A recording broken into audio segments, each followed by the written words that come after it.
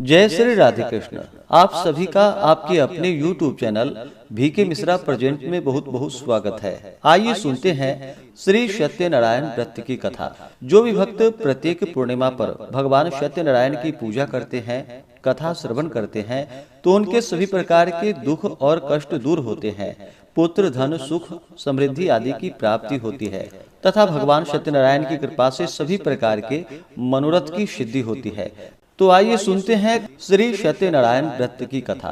तो बोलिए प्रेम से सत्यनारायण स्वामी की जय, भगवान विष्णु की जय, माता लक्ष्मी की जय, सर्व देवी देवता की जय। कथा के अनुसार एक समय की बात है। नैमिषारण्य तीर्थ में शौनक आदि 88,000 ऋषियों ने श्री सूत जी से पूछा कि हे प्रभु, इस कलयुग में वेद विद्या रहित मनुष्यों को भक्ति किस प्रकार मिल सकती है तथा उनका उद्धार कैसे होगा। हे मुनि श्रेष्ठ, कोई ऐसा तप हो तो वह बतलाइए जिसमें कि थोड़े समय से ही पुण्य प्राप्त हो सके, मनोवांछित फल भी मिल जाए। इस प्रकार की कथा सुनने की हम इच्छा रखते हैं। सर्व शास्त्रों के ज्ञाता श्री सूत जी बोले कि हे वैष्णवों में पूज्य, आप सभी ने प्राणियों की हित की बात पूछी है, इसलिए मैं एक ऐसा श्रेष्ठ व्रत को आपको बतलाऊंगा जिसे नारद जी ने लक्ष्मी नारायण जी से पूछा था और लक्ष्मीपति जी ने मुनि श्रेष्ठ नारद जी से कहा था। आप सब इसे ध्यान से सुनिए। एक समय की बात है, योगीराज नारद जी दूसरों के हित की इच्छा के लिए अनेकों लोकों में घूमते हुए मृत्यु लोक में आ पहुंचे। वहां उन्होंने अनेक योनियों में जन्मे प्रायः सभी मनुष्यों को अपने कर्मों द्वारा अनेकों दुखों से पीड़ित देखा। उनका दुख देखकर नारद जी सोचने लगे, ऐसा क्या यत्न किया जाए जिसके करने से निश्चय रूप से मानव के दुखों का अंत हो जाए। इसी विचार पर मनन करते हुए विष्णु लोक में गए। वहां वह देवों के इष्ट नारायण की स्तुति करने लगे, जिनके हाथों में शंख, चक्र, गदा और पद्म थे, गले में वरमाला पहने हुए थे। स्तुति करते हुए नारद जी बोले कि हे भगवान, आप अत्यंत शक्ति से संपन्न हैं। मन तथा वाणी भी आपको नहीं पा सकती। आपका आदि, मध्य तथा अंत नहीं है। निर्गुण स्वरूप सृष्टि के कारण भक्तों के दुख को दूर करने वाले हैं। आपको मेरा नमस्कार है।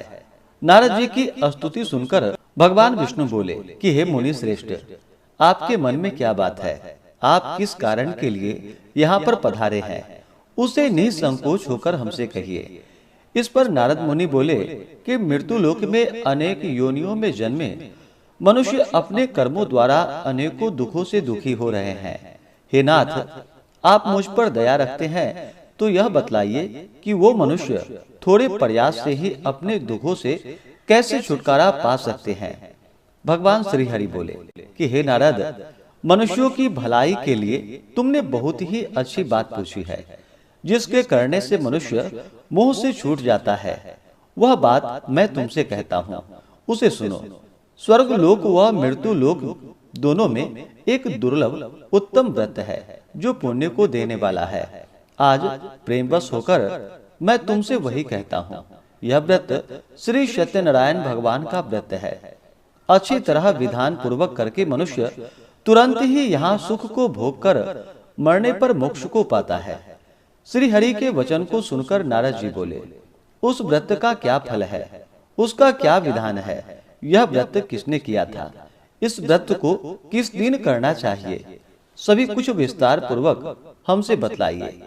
नारद जी की बात को सुनकर भगवान श्री हरि बोले, दुख व शोक को दूर करने वाला, यह सभी स्थानों पर विजय दिलाने वाला है।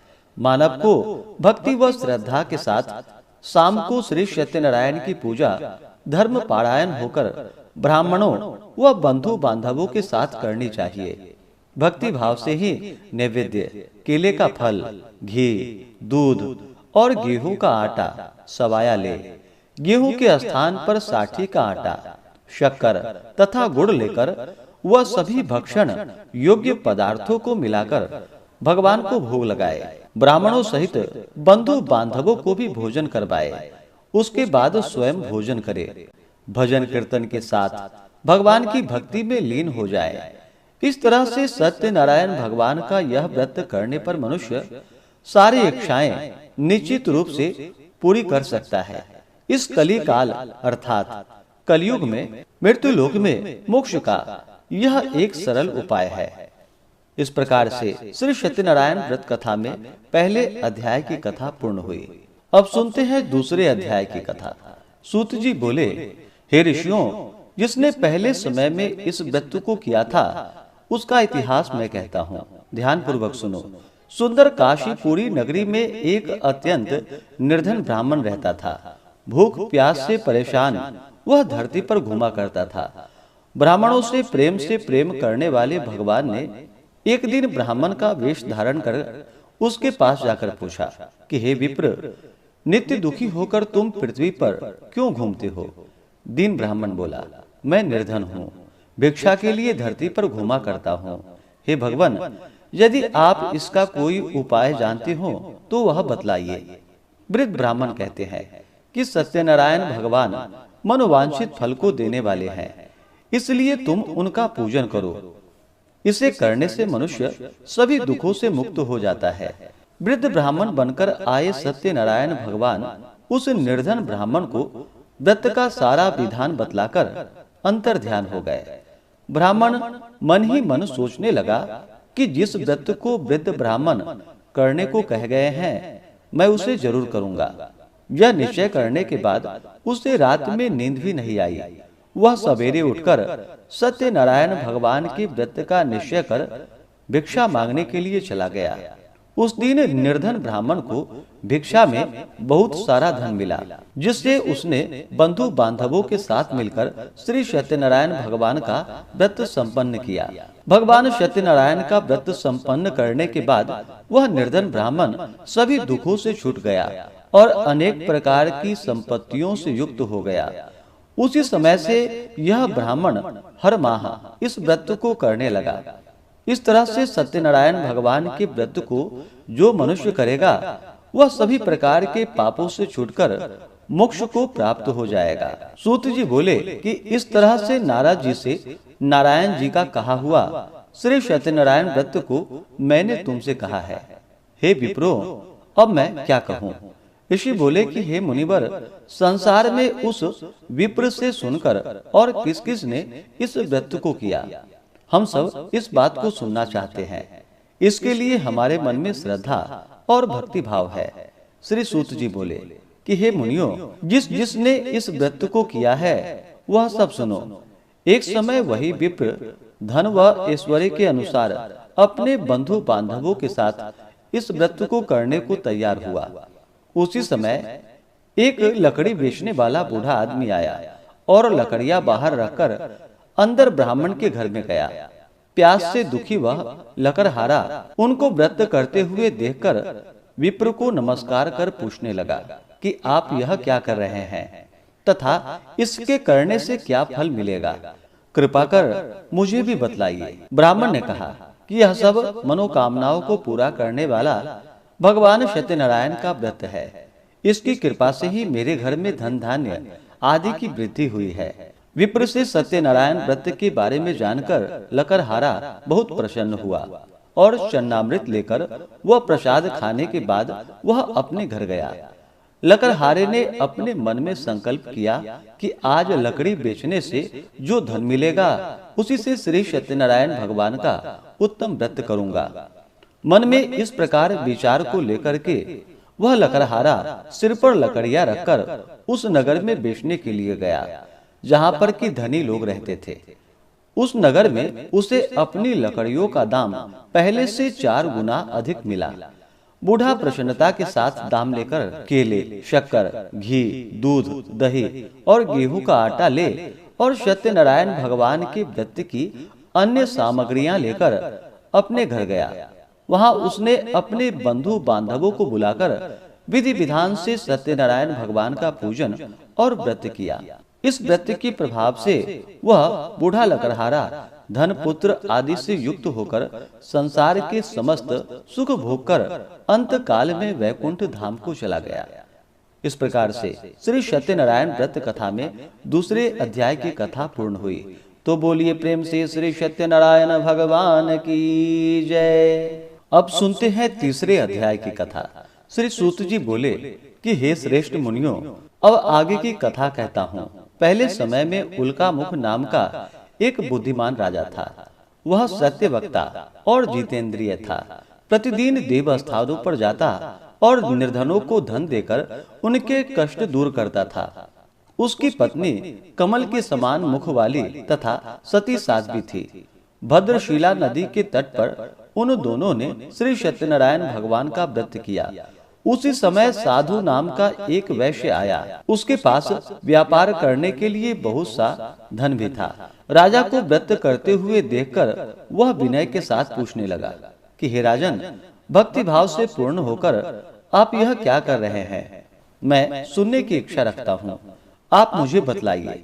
राजा बोला कि हे साधु, अपने बंधु बांधवों के साथ पुत्रादि की प्राप्ति के लिए एक महाशक्तिमान श्री सत्यनारायण भगवान का व्रत व पूजन कर रहा हूँ।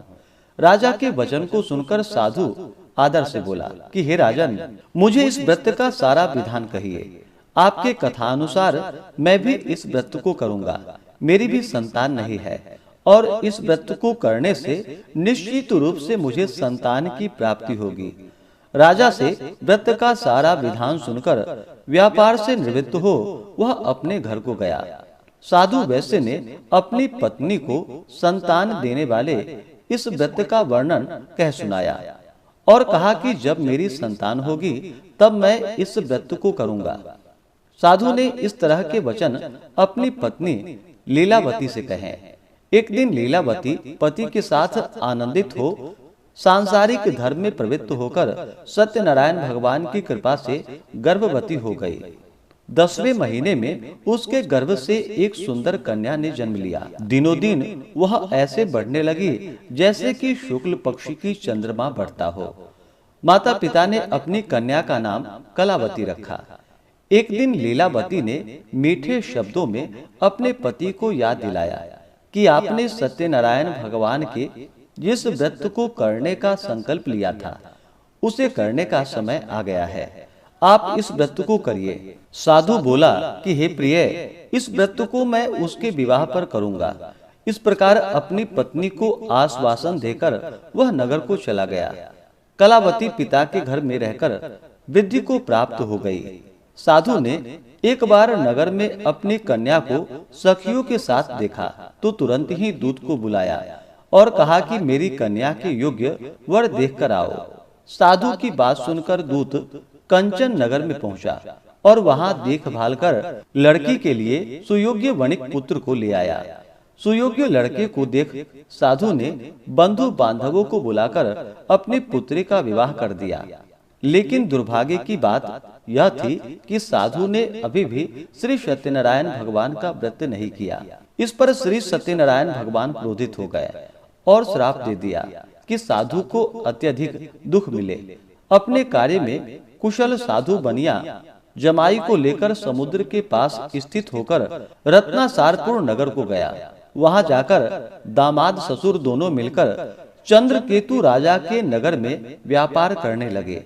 एक दिन सत्यनारायण भगवान की माया से एक चोर राजा का धन चुराकर भाग रहा था। उसने राजा के सिपाहियों को अपना पीछा करते हुए देख चुराया हुआ धन वहां रख दिया जहां पर कि साधु अपने जमाई के साथ ठहरा हुआ था। राजा के सिपाहियों ने साधु वैश्य के पास राजा का धन पड़ा देखा तो वह ससुर जमाई दोनों को बांधकर प्रसन्नता से राजा के पास ले गया और कहा कि उन दोनों चोरों को हम पकड़कर लाए हैं, आप आगे की कार्रवाई की आज्ञा दें। राजा की आज्ञा से उन दोनों को कठिन कारावास में डाल दिया गया और उसका सारा धन भी उससे छीन लिया गया। श्री सत्यनारायण भगवान के श्राप से साधु की पत्नी भी बहुत दुखी हुई। घर में जो धन रखा था उसे चोर चुरा कर ले गए। शारीरिक तथा मानसिक पीड़ा व भूख से प्यास से अति दुखित हो अन्न की चिंता में कलावती एक ब्राह्मण के घर गई। वहाँ उसने श्री सत्यनारायण भगवान का व्रत होता देखा। फिर कथा भी सुनी। वह प्रसाद ग्रहण कर रात को घर वापस आई। माता ने कलावती से पूछा कि हे पुत्री, अब तुम कहाँ थी, तेरे मन में क्या है? कलावती ने अपनी माता से कहा कि हे माता, मैंने एक ब्राह्मण के घर में श्री सत्यनारायण भगवान का व्रत देखा है। कन्या के वचन को सुनकर लीलावती भगवान के पूजन के लिए तैयारी करने लगी। लीलावती ने परिवार व अन्य बंधु बांधवों सहित सत्यनारायण भगवान का पूजन किया और उसने वर मांगा कि मेरे पति तथा जमाई शीघ्र घर को आ जाए। साथ ही यह भी प्रार्थना की कि हम सबका अपराध क्षमा करे। श्री सत्यनारायण भगवान इस व्रत से संतुष्ट हो गए और राजा चंद्रकेतु को सपने में दर्शन देकर कहा कि हे राजन, तुम उन दोनों वैश्यों को छोड़ दो और तुमने उनका जो भी धन लिया है उसे वापस कर दो। अगर ऐसा नहीं किया तो मैं तुम्हारा धन राज्य नष्ट कर दूंगा। राजा को यह सब कहकर वह अंतर ध्यान हो गए। प्रातः काल सभा में राजा ने अपना सपना सुनाया। फिर बोला कि वणिक पुत्रों को कैद से मुक्त कर सभा में ले आओ। दोनों ने आते ही राजा को प्रणाम किया। राजा मीठी वाणी में बोला कि हे महानुभावों, भाग्यवश ऐसा कठिन दुख तुम्हें प्राप्त हुआ है, लेकिन अब तुम्हें कोई भय नहीं है। ऐसा कहकर राजा ने उन दोनों को नए वस्त्राभूषण भी पहनाए और जितना उसका धन लिया था उससे 2 गुना धन वापस कर दिया। दोनों वैश्य अपने घर को चले आए। इस प्रकार से श्री सत्यनारायण व्रत कथा में तीसरे अध्याय की कथा पूर्ण हुई। तो बोलिए प्रेम से श्री सत्यनारायण स्वामी की जय। अब सुनते हैं चौथे अध्याय की कथा। श्री सूत जी बोले, वैश्य ने मंगलाचार कर अपनी यात्रा आरंभ की और अपने नगर की ओर चल दिया। उनके थोड़ी दूर जाने पर एक दंडी वेशधारी सत्यनारायण ने उनसे पूछा कि हे साधु, तेरी नाव में क्या है? अभिमानी वणिक हंसता हुआ बोला कि हे दंडी, आप क्यों पूछते हो? क्या धन लेने की इच्छा है? मेरी नाव में तो बेल व पत्ते भरे हुए हैं। वैश्य के कठोर वचन को सुनकर भगवान बोले, तुम्हारा वचन सत्य हो। दंडी ऐसे वचन को कहकर वहां से दूर चले गए। कुछ दूर जाकर समुद्र के किनारे बैठ गए। दंडी के जाने के बाद साधु वैश्य ने नित्य क्रिया के पश्चात नाव को ऊंचा उठा हुआ देखकर अचंभा किया और नाव में बेल व पत्ते आदि को देखकर वह मूर्छित होकर जमीन पर गिर पड़ा। मूर्छा खुलने पर वह अत्यंत शोक में डूब गया। तब उसका दामाद बोला कि आप शोक न मनाए, यह दंडी का श्राप है, इसलिए हमें उनकी शरण में जाना चाहिए, तभी हमारी मनोकामना पूरी होगी। दामाद की बात को सुनकर वह दंडी के पास पहुंचा और अत्यंत भक्ति भाव से नमस्कार करके बोला, मैंने आपसे जो जो असत्य वचन कहे थे उसके लिए मुझे क्षमा कर दे। ऐसा कहकर महान शोकातुर होकर वह रोने लगा। तब दंडी भगवान बोले कि हे वणिक पुत्र, मेरी आज्ञा से बार बार तुम्हें दुख प्राप्त हुआ है, तू मेरी पूजा से विमुख हुआ है।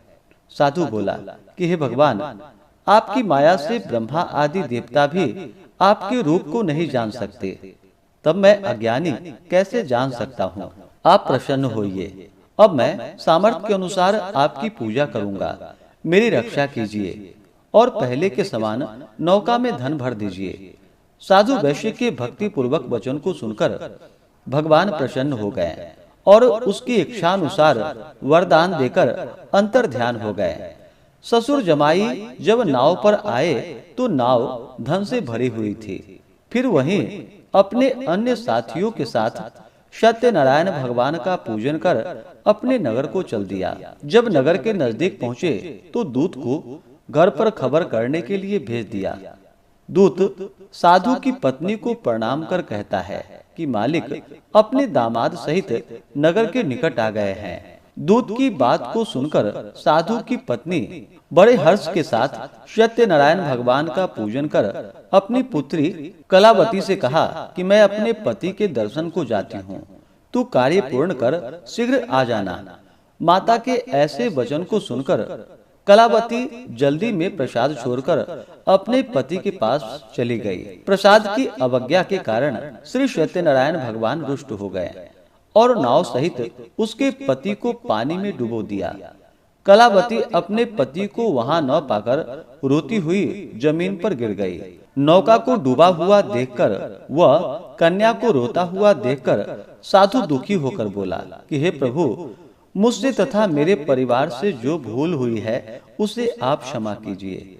साधु के दीन वचन को सुनकर श्री सत्यनारायण भगवान प्रसन्न हो गए और आकाशवाणी हुई कि हे साधु, तेरी कन्या मेरे प्रसाद को छोड़कर आई है, इसलिए उसका पति अदृश्य हो गया है। यदि वह घर जाकर प्रसाद खाकर लौटती है तो उसे उसका पति अवश्य प्राप्त होगा। ऐसी आकाशवाणी को सुनकर कलावती घर पहुंचकर प्रसाद खाती है और फिर अपने पति के दर्शन करती है। इसके बाद साधु अपने बंधु बांधवों सहित श्री सत्यनारायण भगवान का विधि विधान से पूजन करता है और इस लोक का सुख भोग कर अंत में स्वर्ग को जाता है।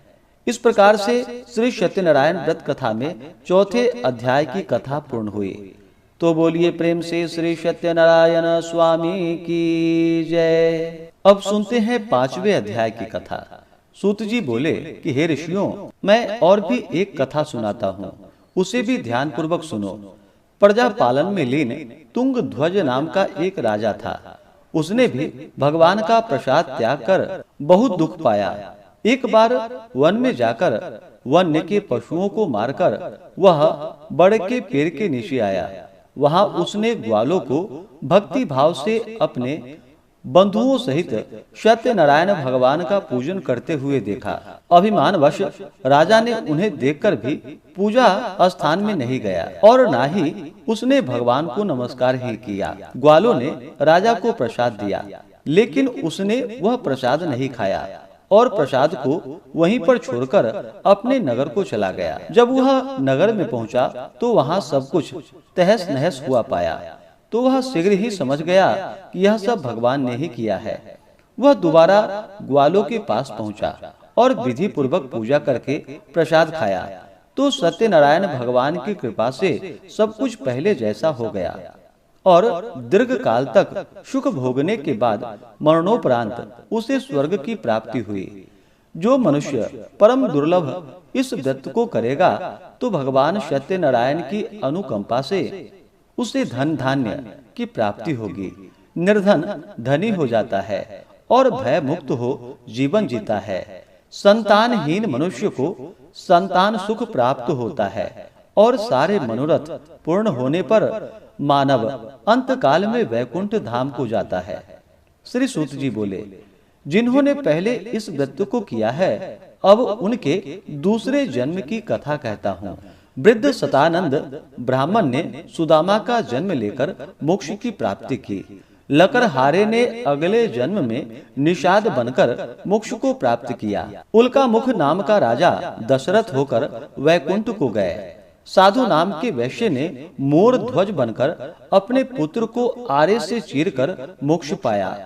महाराज तुंग ध्वज ने स्वयंभू होकर भगवान में भक्ति युक्त हो कर्म कर मोक्ष को प्राप्त किया। इस प्रकार से श्री सत्यनारायण व्रत कथा में 5वें अध्याय की कथा पूर्ण हुई। तो बोलिए प्रेम से श्री सत्यनारायण स्वामी की जय, भगवान विष्णु की जय, माता लक्ष्मी की जय। इसी प्रकार से जो भी भक्त सच्ची श्रद्धा के साथ भगवान सत्यनारायण की पूजा करते हैं, कथा श्रवण करते हैं, तो भगवान सत्यनारायण की कृपा से उनके सभी प्रकार के दुख और कष्ट दूर हो जाते हैं तथा सभी प्रकार के मनोरथ की सिद्धि होती है और अंत में भगवान के धाम की प्राप्ति होती है। तो आशा करता हूँ कि यह जानकारी आपको अच्छा लगा हो। इसी प्रकार से ज्ञानवर्धक जानकारियाँ प्राप्त करते रहने के लिए, व्रत पूजा के बारे में जानने के लिए, कथा को सुनने के लिए तो चैनल को लाल बटन दबा करके सब्सक्राइब करें, साथ में बेल आइकन घंटी को दबाएं ताकि आने वाली वीडियो का नोटिफिकेशन आपको समय से मिलता रहे। वीडियो को लाइक करें, शेयर करें। सुखी रहें और स्वस्थ रहें। जय श्री राधे कृष्ण। धन्यवाद।